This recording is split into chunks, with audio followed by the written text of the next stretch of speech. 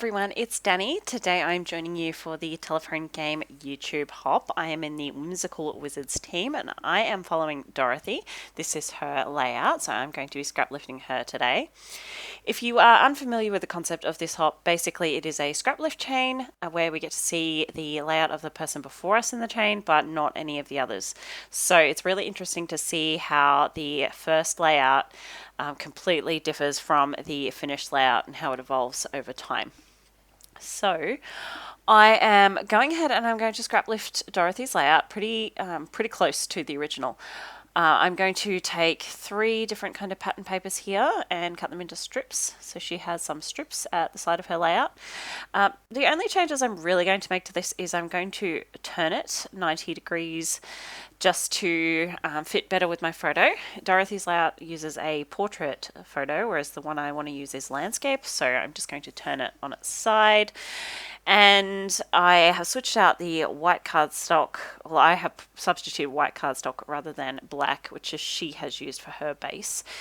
And obviously the color scheme is quite different. So by the time the layout is finished, even though it is an almost identical scrap lift, the color theme and everything is so different that it looks like a completely different layout. So I've gone ahead and distressed the edges of my pattern paper strips. I'm not sure, I don't think she distressed her edges, but I do like to do that a lot, as you will know if you follow my channel. And now I'm just laying down these paper strips in the same kind of, well, close to the same configuration as Dorothy has in hers. And I chose, as you can see, I chose 3 different patterns that are quite different. They're all from the Pink Paisley Again and Again collection. I think that's the only collection I use in this layout, but they are kind of contrasting patterns, so you can really see the difference between them there. What I'm doing now is just taking some watered down acrylic paint, just a black acrylic, and I am doing some splatters. This is not on the original, but yeah, I don't like empty white space and I really wanted to add a nice pop of dark color in amongst all these soft kind of muted tones. So I'm just doing a bunch of these kind of in the spaces where I know not much is going to be happening. Okay, now I've taken this cut apart sheet. Dorothy's layout has quite a few of the kind of geometric or square or rectangular elements on it, so I'm just pulling out this section to add some journaling. I'll just trim that down. That is my photo. That is my baby Violet, fast asleep, only, I can't remember how old. I'm still a baby, obviously. So sweet. Okay, so I've gone through all the kind of square, blocky ephemera that came with this collection, and I pulled out that postcard section, and I've added in this little square sticker as well. Again, just mirroring the elements in the original layout. And now I pulled out the, I think this is, I'm not sure whether this is the thickest sheet or, yeah, I think it's kind of like epoxy dimensional stickers. Sorry, I can't find my words today. And so I pulled out that magic, and that is going to be my main title. And then I'm going to pull out some more of these kind of like tiny word phrases, but they're like that epoxy acrylic.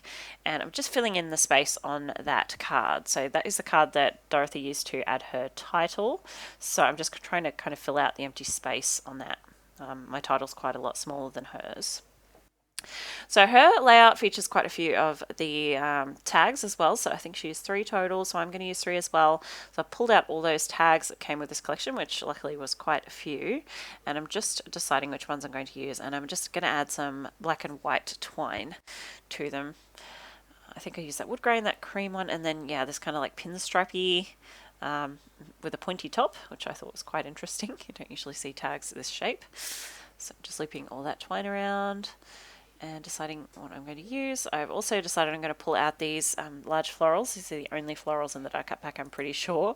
And her layout does have some little floral clusters on it, so I wanted to mirror that. I'm just deciding where I'm going to place them, making sure they look alright, they fit nicely. And I have just had a look at the sticker sheet because I want an extra floral for up the top here. Yeah, just again mirroring the original layout. Okay, so I've got a pretty good idea of where I want everything to go. So I'm going to start building up some photo layers here using the same papers that I used to create those strips at the bottom of my layout. Looking at the original layout, I'm pretty sure she only used the same 3 patterns in different places on the layout. So I'm trying to keep that similar. I'm just layering these up. And some of the photo mats on the original layout were thicker, some were thinner, some are kind of offset. So I'm just trying to create some of those paper layers to create some extra interest.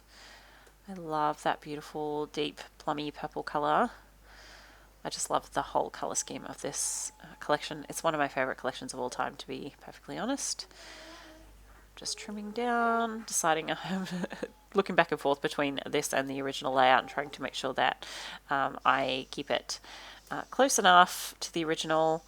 Sometimes I find it easy when you're scrap lifting someone just to stick pretty close to the original because it takes some of the guesswork out of it.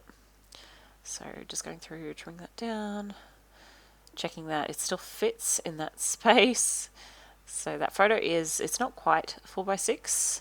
But it's not too far off either. So it is quite a large photo. It does take up quite a lot of space on the layout. So now I'm just going through and putting all those elements back down exactly where I want them now that my photo is matted. Just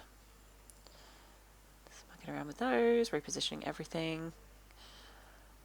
And I will cut these tags down so that I can slip them in between the paper layers here. And I'll be able to use those offcuts on another layout as well, which is always handy. Okay, so while I'm doing this, I'll just let you know, make sure to check the description box below to go check out Sandy's layout. So I'm being followed by Sandy Raveski, or Steak Goddess, here on YouTube. We have quite different styles from each other, so it should be really interesting to see what her layout looks like. I'm really excited to see what she ends up doing with it. Also, in case you're wondering, I think this spot I am in right now was supposed to be taken by Christina. She was supposed to follow Dorothy, but she just didn't end up having time to participate this time. So if you're wondering why in Dorothy's video it said she was being followed by Christina and you've ended up at my video, that is why. So I'm just going through here and adding some adhesive. I'm just using a tacky glue, and I'm also using some of these large round foam. They're just double-sided foam dots basically in a bigger size than usual, and popping up some of my edges there. Now I'm just going to trim off the ends of my little twine taggy things. They were quite a bit, I left them quite a bit longer just in case I wanted them longer. I wasn't really sure exactly where they were going to hit on the layout.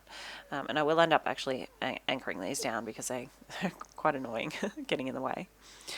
Alright, I'm just going to pop in my journaling. I'm just using a grey fine liner pen. It's my favourite Statler one. There's no story to tell. I'm just writing things that I love about her while she's sleeping. My sweet baby girl.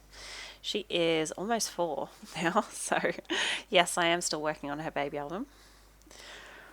Alright, putting back my title card now. Just getting it all lined up exactly where I want it. I'll add some foam behind this one as well. And what next? I'm just going to roll down the corner of this piece. It was just kind of a little bit bent, and I saw it, I tried to fix it, and then I thought, oh, I'll just roll it down further, and I really like how that looks.